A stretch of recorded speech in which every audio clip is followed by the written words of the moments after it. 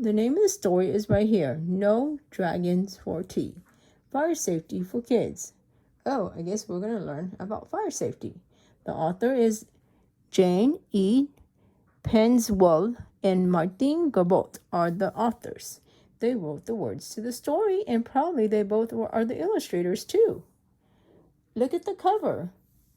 Look, the little girl has a dragon that came over for tea. Did you know that dragons can breathe fire? Do you think that it's okay to have a real dragon come over for tea? Or do you think dragons are real or just make-believes? I think dragons are make-believes. I don't think they're real. So let's find out in the story what happens to the story in the story. Why does it say no dragons for tea when the dragon and the little girl are having tea? I wonder why it says that. Let's go and find out. On one warm and sunny day at the end of last week, my mom and I went for a walk to the creek. As I raced down the hill in my little red wagon, I veered to the left and smacked into a dragon. I suppose he could see there was fear in my eyes. As I jumped to my feet, quite filled with surprise, he sheepishly grinned and stepped out of the way. But he seemed so polite, I asked him to play. Oh, he's such a nice and polite little dragon. Well, actually, big dragon. And so she asked him to play with her for the rest of the day. She just made a new friend. He had a cute little bear and some other toys. With my shovels and pail, we had oodles to do. We ran to the creek and then to the bay, where we played on the beach for the rest of the day. Wow, they're having such fun at the beach. Then Mom waved and said, "Now it's time to go eat. Let's pack the red wagon and head up the street." It's hard to stop playing with friends, old or new, so I asked if the dragon could come to eat too. Mom wrinkled her brow and squinted her eyes, looking up at the dragon's incredible size. "Is he a little dragon?" Mama said it's an incredible size, so it must be a big one. I begged and I pleaded. Then she said, "Very well, very sweet. We won't make a mess. We'll be tidy and neat." So at last she said, "Yes, just this once I'll agree. You may have the dragon come over for tea."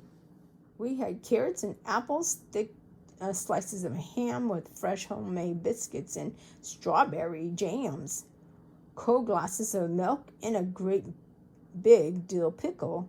But the peppers we sprinkled sure made my nose tickled. Then when the dragon's nose twitched, he started to wheeze. His eyes misted up. That means it started to get watery. That's what misted means. And then he blew a great big achoo! Well, we all know what happens when dragons achoo. Flames shot out from his mouth and from both of his nostrils too. Oh no, what are those flames? Flames are what? Fire! Oh no, what will happen now? Let's find out. The tablecloth sparked and then bursted into flames. See the tablecloth? The smoke alarm rang. What a loud, piercing noise! It means get out fast. So I dropped to the ground. The room filled with smoke as I crawled to the floor and started to make my way out to the front door. The dragon got scared and decided to go hide, but I knew when there's a fire, we must get outside. I grabbed his thick tail with the one mighty tug, and I pulled this big dragon from under the rug. Do we go hide when there's a fire? No, no, no. We never go and hide when there's a fire. If we can get out, we need to get out safely and meet our mom and dad at the meeting spot. We never go and hide. And remember, we never touch matches or lighters, so we don't start any fire. I crept down the hallway and said, "Follow me. I know the way out. We must meet by our tree."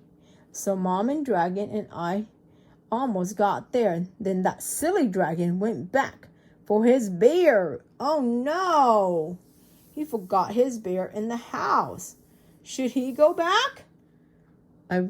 We ran up to him and caught him, and we wouldn't let go. I said, "Listen, dragon, here's what you should know. Don't ever go back. That just will not do. We can get a new bear, but we cannot replace you." Since the fire was burning inside our home, we went to our neighbor's house to borrow their phone. Mom knew what number to dial. "Calm and clear, here is our full street address, and send the fire trucks. Hurry, please."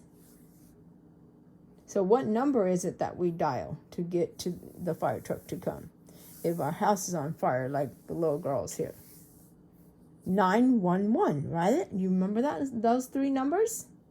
Before very long, down our street came sailing, with bright red flashing lights and loud sirens wailing. The fire crew rushed to start on their task. They were dressed in big boots and wore helmets and masks. They hooked up the hose and they ran into the house, where they sprayed streams of water in order to douse the table, the curtains, there are lovely snacks too. And it didn't take long till the fire was through. The fire chief called out to the door with a shout, "The smoke made a mess, but the fire is out." What? Girls can be firefighters too? Yeah, girls can be firefighters too. Look, she's a girl. My poor friend, the dragon, knew he was to blame, so he hung down his head and wept great tears of shame. One of the fire crew said, "Don't be sad, you knew what to do, and of that we're quite glad. You all got out safely. That's what matters." Then she took us to see the big pump truck and ladders. The dragon put on a shiny red hat, and I asked to see where the fire crew sat. She showed us the sirens, the hoses and lights, and the ladders they climbed up to reach higher heights. The rest of the fire crew checked out all our rooms, while a fan in the door blew out the gray smokes and fume.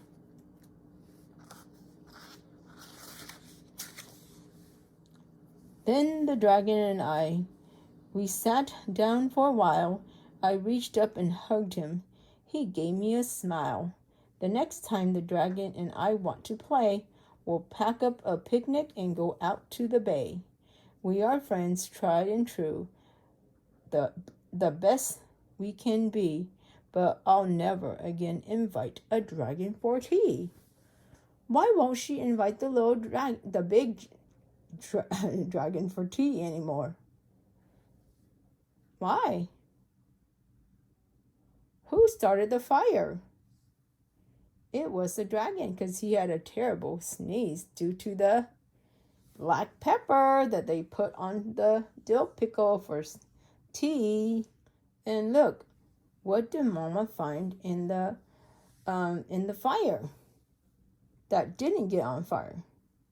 Whose bear is that? That's right, it's the dragon's bear. Remember, the dragon tried to come back inside to get the bear.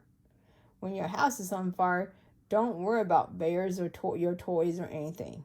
Just worry that you're safe and you're outside and you're meeting with your parents, wherever they tell you to go meet, okay? Like the little girl and her mommy did. But the dragon wasn't part of their family, so the dragon didn't know what to do. And she tried to go back to get her little bear. But if she came back, she would have got hurt. So never, never, ever go back into a burning house, okay, for anything. because we cannot. Can we buy another dragon at the store? A talking, breathing fire dragon? No, but we can buy a stuffed bear. There's lots of stuffed animals at the store that we can go buy, okay? We had just finished reading the story, No Dragons for Tea. We learned a lot about fire safety, but there's something else that I want to teach you. We're going to talk about stop, drop to the ground, and roll, okay? It's really important to know that, especially if your clothes gets on fire. Let's say, for instance, the little girl in the story, what if the dragon sneezed and then her clothes got on fire? What's she gonna do? Because if your clothes gets on fire, that fire is gonna keep going. It's gonna burn your skin. It's gonna hurt, okay? So we need to make sure that fire dies. So what we're gonna do is we're gonna have to learn how to stop, drop, and roll. My grandkids are going to show you how to do it. My name's Zago. And we're gonna show you how to stop, drop, and roll. Okay, your clothes is on fire. What do? Stop.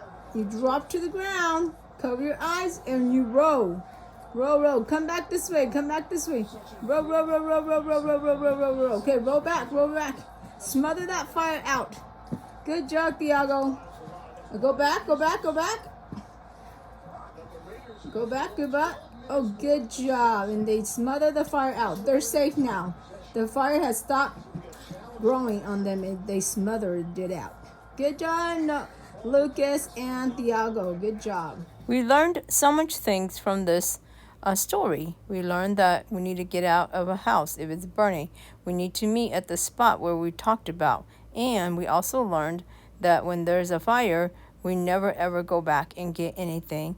And we learned that we need to do stop, drop, and roll when our what? Tell me I'm learning Ginny, okay?